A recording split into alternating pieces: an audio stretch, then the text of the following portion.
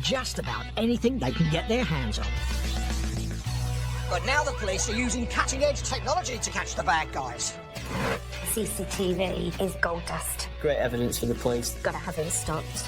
Local councils, shops and businesses are fighting crime with their own tricks and traps. There's a eureka moment when you get that evidence. And the public are using secret cameras to make sure crooks get their comeuppance. It makes me feel so angry. This pen and paste is being dealt with. Yes, we've got her. So anyone who's up to no good had better think twice. They might just get caught red-handed.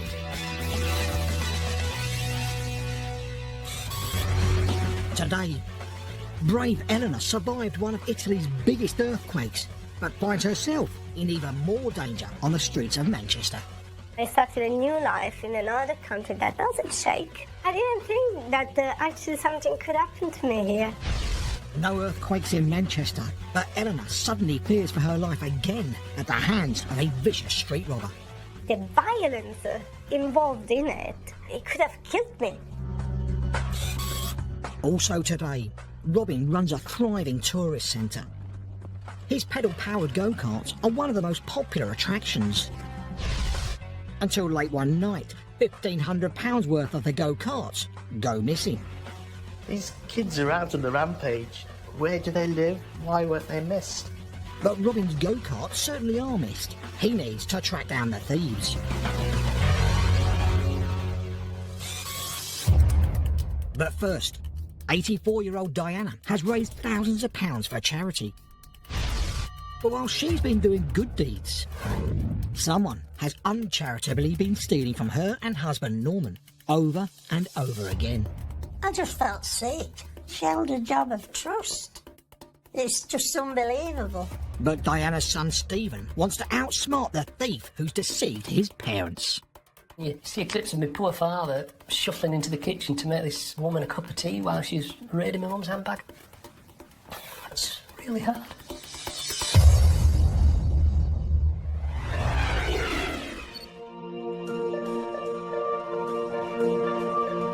The village of Oxspring near Barnsley is home to 84-year-old great-grandmother Diana and her husband Norman. They've been happily married for 63 years. I was born in Barnsley, brought up in Barnsley. My father was a policeman. He took a pub just down the road here, and that's where I met my husband. Diana took to life in the country, working hard with Norman to make a success of his local butchery business, whilst also bringing up their two sons, Michael and Stephen, on the family farm. Mum is a very bubbly character. She lives life and has lived life to the full. She's a person who makes things happen. When she and Norman retired, Diana didn't want to just put her feet up and relax. I was very active. Did a lot of charity work, especially for Bluebell Wood, the children's hospice. She's done some zany things. I mean, she did a fancy dress at the Women's Institute. They went as calendar girls with the Yorkshire Post newspaper around them. She's that sort of person. She likes to have a laugh. Diana helped raise £87,000 for the children's hospice. With her heart set on reaching 100,000, poor health began to hold her back. Mum's been in and out of hospital a lot of times. She's both false knees, hips, shoulders, and she's got a back implant as well.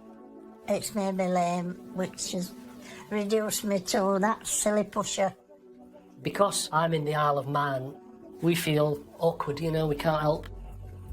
Recently, Diana's health deteriorated to the point she needed to hire a carer, but the woman she trusted to look after her proved to be anything but caring.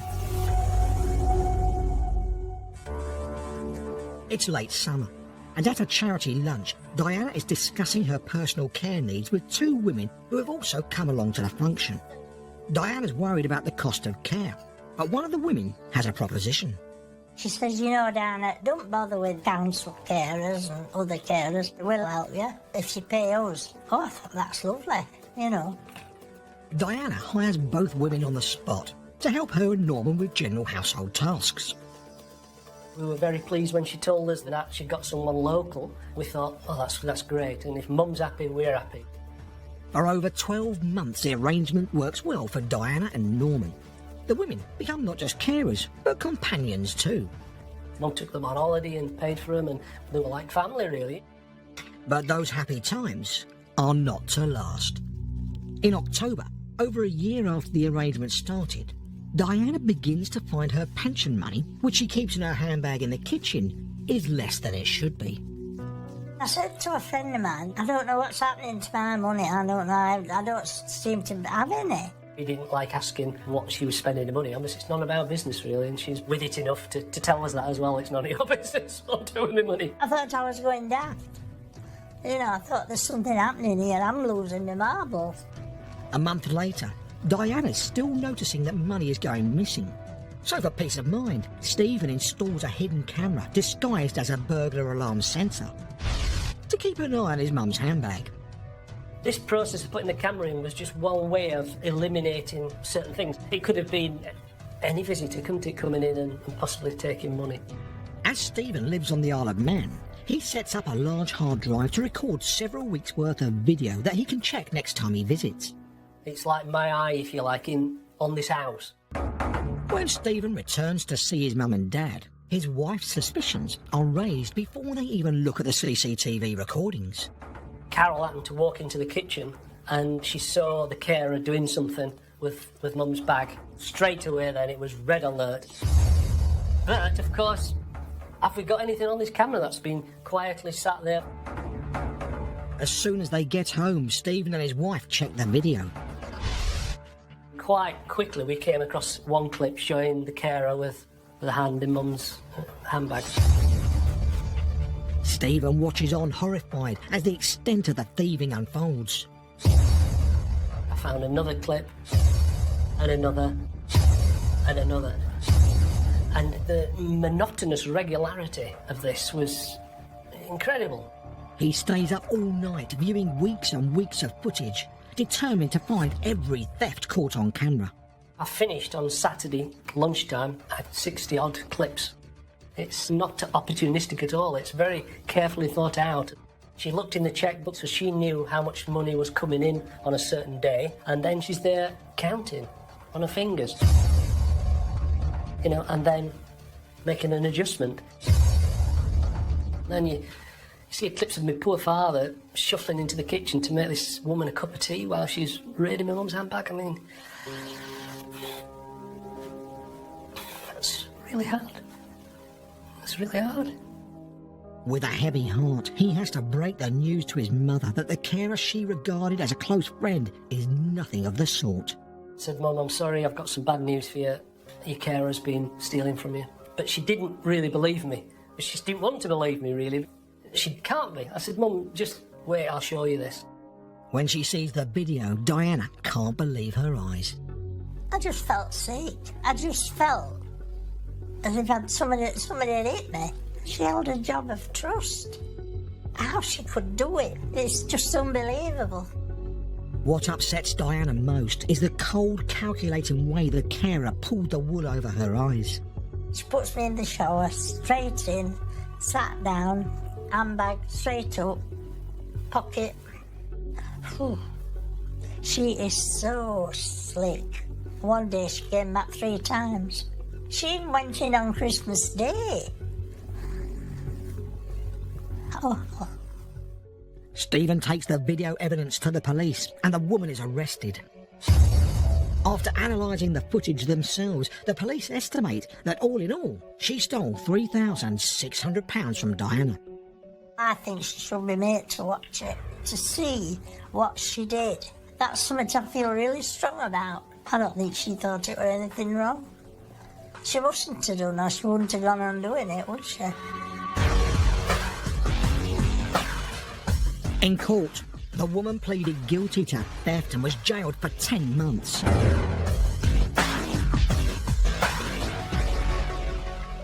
Diana no longer keeps cash in the house and has put her trust in new care providers. I'm really happy with the new carers. They're very, very nice. They see to me and help me, and very good, very kind and very good. And that's what you need. Mum's a determined person. You know, she's had a lot of problems with her health and battled through that. And so she stayed strong through this. I've put it behind me now, and I look forward to each day as it comes.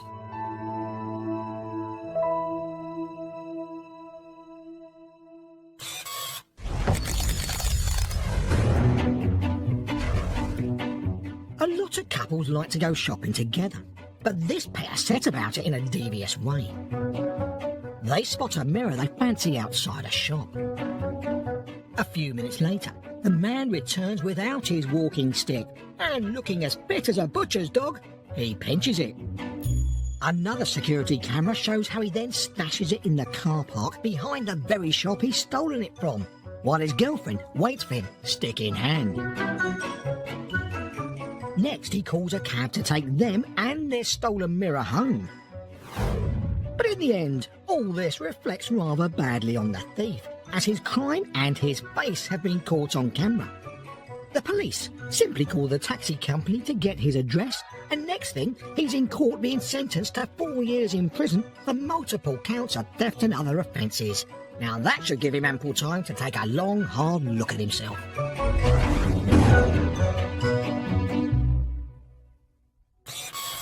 Being robbed is a horrendous experience, made even worse if physical assault is involved. But sometimes there are good Samaritans on hand to help bring the thief to justice. Manchester's street cameras show the moment an Italian woman who's made the city her new home is violently attacked, mugged and hurled to the ground. The attacker's made sure that his defenceless victim can't fight back. But he hasn't reckoned on these two burly witnesses and what happens next. It was amazing. They ran after him in a very dark road. The guy could have been armed.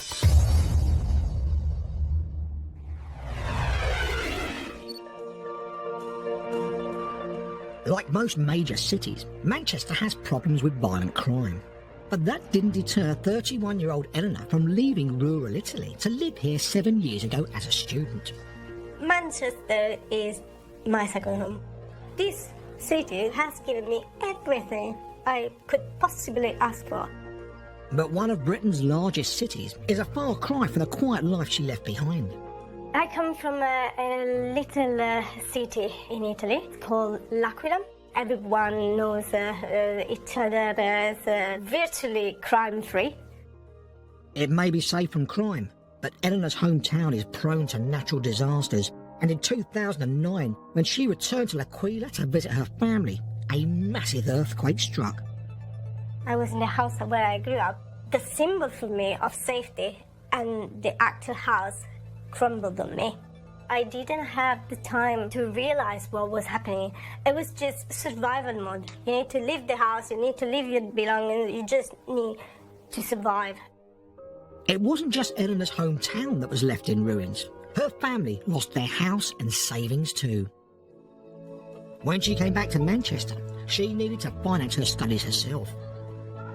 I had to find a job to support myself and study and, build around me from nothing. And I did a new life in another country that doesn't shake. And a lot of good things have happened to Eleanor since then. Starting a part-time job with an airline, getting married, and 3 years ago, having a baby boy.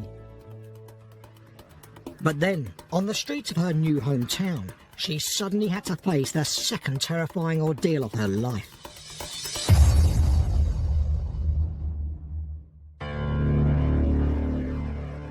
It's a dark night in January, and Eleanor is at her colleague's leaving do in the centre of Manchester. It was probably just after midnight that I decided to leave because it was getting late. Eleanor begins the short walk towards the bus stop. On the way, she pulls out her purse to find the fare and her phone to text her husband that she's on her way home.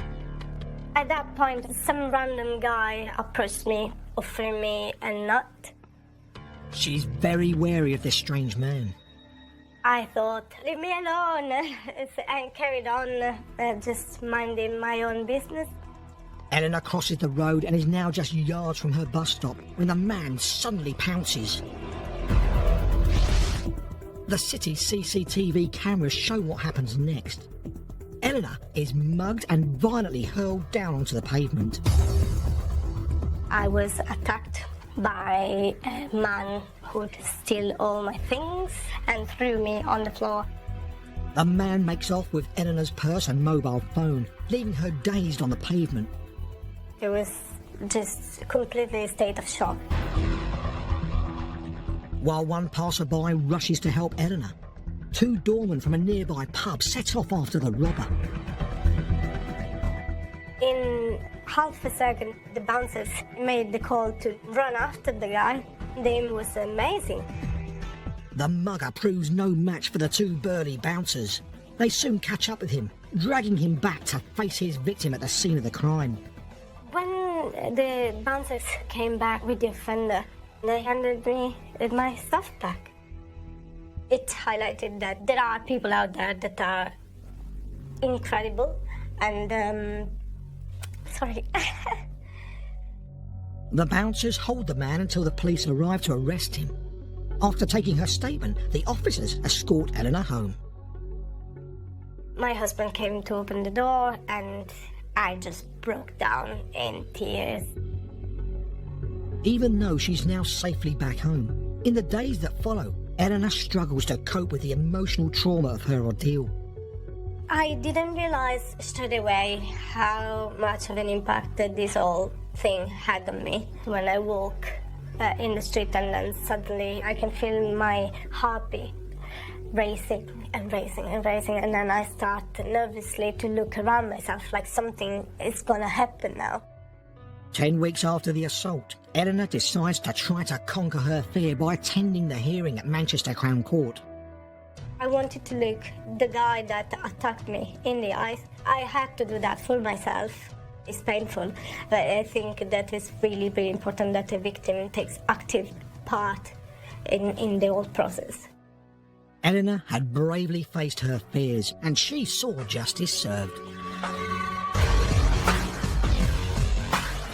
The man pleaded guilty to robbery and was sent to prison for 18 months. He was also ordered to pay a victim surcharge. Eleanor has now put her ordeal behind her, and she can even bring herself to watch the CCTV recording of the attack. Look at that. This is the actual offender, and that's when we have this kind of fight between us. It's unreal. Eleanor may have been a victim of crime on its streets, but she has no regrets making Manchester her second home. This is not what Manchester is. The people here are so lovely and so friendly, and I always felt at home in Manchester. It's my city. I love it to bits.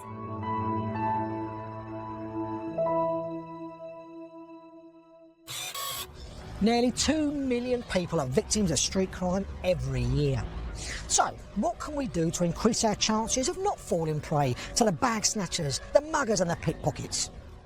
If it's dark, or perhaps you're in a vulnerable area and you don't quite feel so safe on your own, and you haven't got anybody else to walk with, perhaps tailgate with another group of people so that there are some people around you, because a wannabe thief would be put off by this. The other thing to do is to make sure that you stick into well-lit areas and walk closer to the road at night, because obviously, you know, you want a wide berth of sort of alleyways or dark corners. Put your shoulders back, look confident, look as if you know where you're going to, and I think you're less likely to be targeted by an offender. We all like to listen to music and wear headphones, but just have a think about how that leaves you. People can sneak up behind you, you don't know what's going on, headphones can be distracting. Having your phone out on show can immediately make you a target. So think about the circumstances you need to use your phone. Is it a must? Can it wait till later on? And if so, then tuck the phone away somewhere safely and obviously reduce the risk of becoming a victim of crime.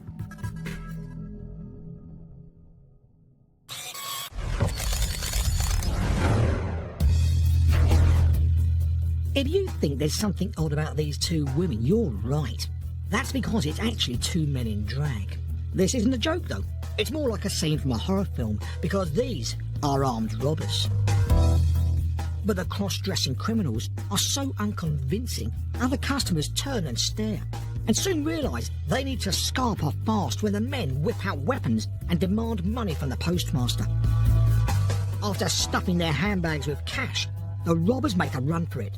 But outside, they get a dressing down from members of the public who bravely tackle them. The robbers abandon the cash and are later caught by the police. It turns out that the men posing as mother and daughter are actually father and son. Dad's in the wheelchair with an imitation shotgun hidden under his blanket. For this robbery and other offences, the man is sentenced to 18 years in prison. His son gets 8 years in a young offenders institution. They must be sitting in their cells regretting the day they dressed in drag. It really was a harebrained scheme, because it was DNA taken from their wigs that helped convict them.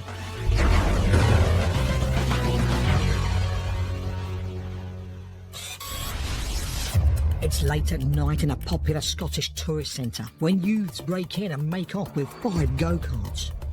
But the centre's director sets out on the track of getting his go-karts back. Having CCTV gives us a good chance of solving the mystery.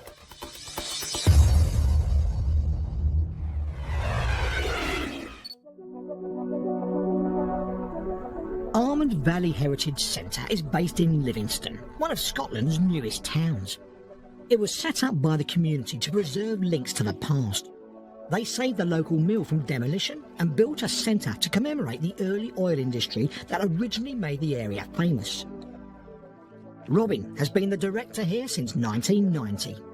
I'm passionate about heritage and industrial heritage particularly, so I was privileged to be the first member of staff taken on here, and I'm still here.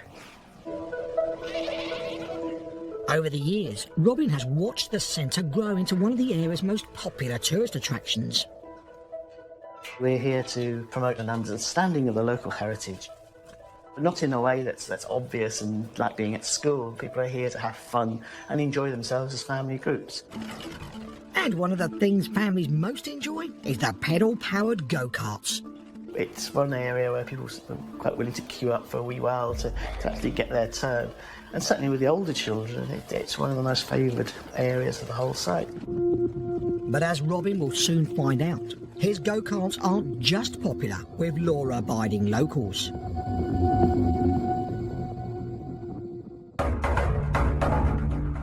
It's 2 a.m. on a summer Sunday morning. The centre's long since closed for the night. But suddenly, it has some unexpected visitors. 2 figures can be seen on CCTV. The first of them pedalling one of the centre's go-karts. Then another appears. Then even more. And these intruders are well off the go-kart's beaten track. This concourse leads to the centre's exit. The gang is raiding the charity's prime attraction. 1, 2, 3, 4, 5 go-karts in total. A few hours later, Robin comes in to open up the centre and notices signs of disturbance around the go-kart compound. Finding a litter bin in an odd position where perhaps it had been used as a step stool or a ladder immediately struck me as being odd.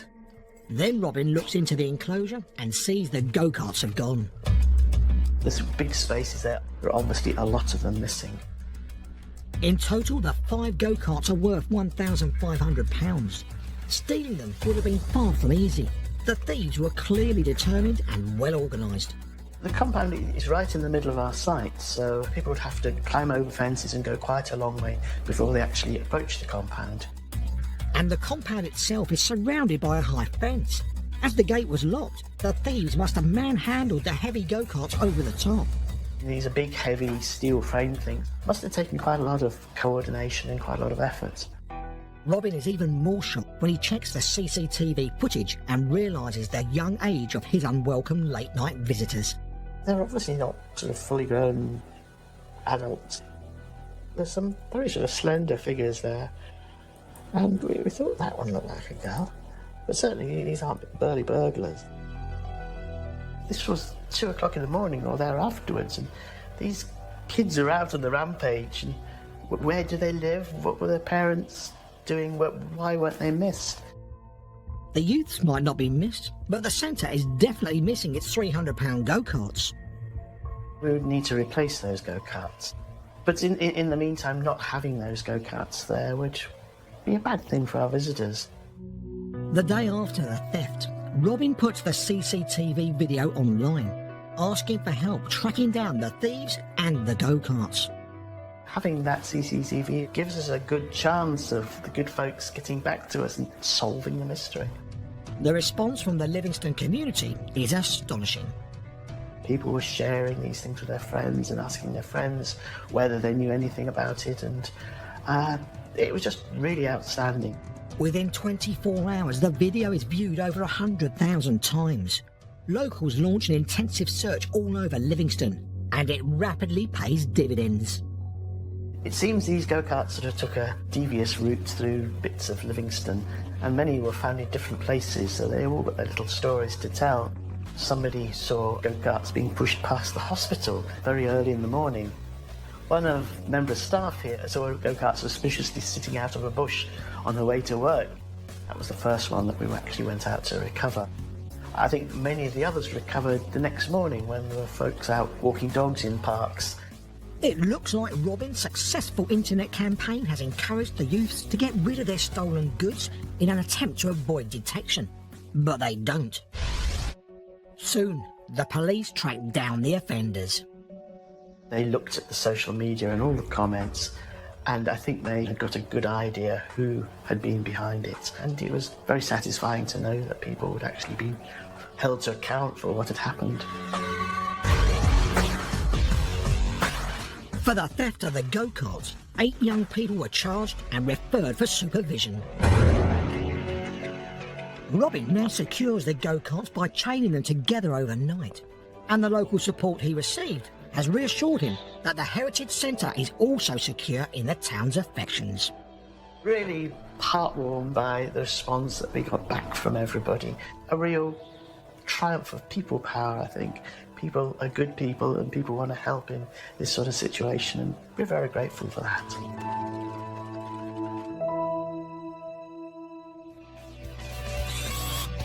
That's all for today. Thousands of criminals are captured on camera every year. Make sure you join us next time to see more villains who've been caught red-handed.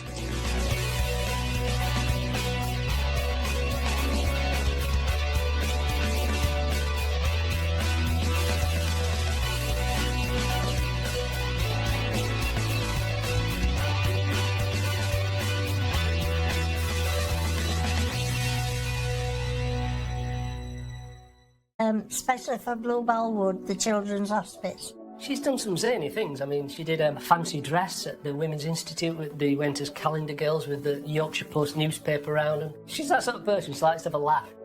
Diana helped raise £87,000 for the Children's Hospice.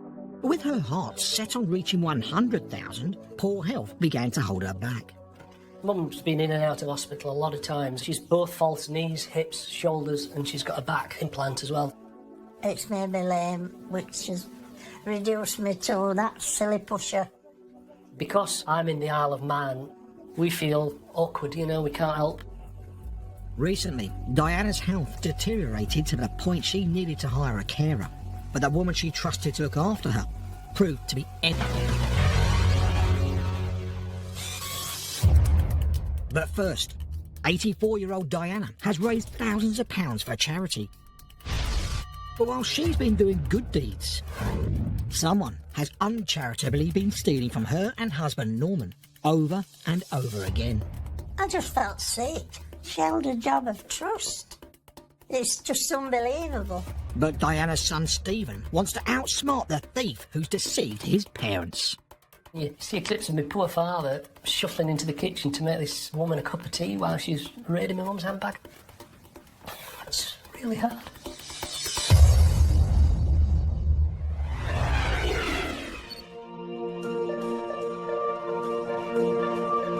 But finds herself in even more danger on the streets of Manchester. I started a new life in another country that doesn't shake. I didn't think that actually something could happen to me here. No earthquakes in Manchester, but Eleanor suddenly fears for her life again at the hands of a vicious street robber. The violence involved in it could have killed me. Also today, Robin runs a thriving tourist centre. His pedal-powered go-karts are one of the most popular attractions. Until late one night, £1,500 worth of the go-karts go missing. These kids are out on the rampage. Where do they live? Why weren't they missed? But Robin's go-karts certainly are missed. He needs to track down the thieves. Just about anything they can get their hands on. But now the police are using cutting-edge technology to catch the bad guys. CCTV is gold dust. Great evidence for the police. Gotta have it stopped. Local councils, shops and businesses are fighting crime with their own tricks and traps. There's a eureka moment when you get that evidence. And the public are using secret cameras to make sure crooks get their comeuppance. It makes me feel so angry. This paid the price is being dealt with. Yes, we've got her. So anyone who's up to no good had better think twice. They might just get caught red-handed.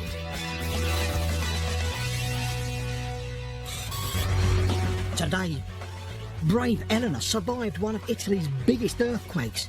The village of Oxspring near Barnsley is home to 84-year-old great-grandmother Diana and her husband Norman. They've been happily married for 63 years. I was born in Barnsley, brought up in Barnsley. My father was a policeman. He took a pub just down the road here, and that's where I met my husband. Diana took to life in the country, working hard with Norman to make a success of his local butchery business, whilst also bringing up their two sons, Michael and Stephen, on the family farm. Mum is a very bubbly character. She lives life and has lived life to the full. She's a person who makes things happen. When she and Norman retired, Diana didn't want to just put her feet up and relax. I was very active, did a lot of charity work.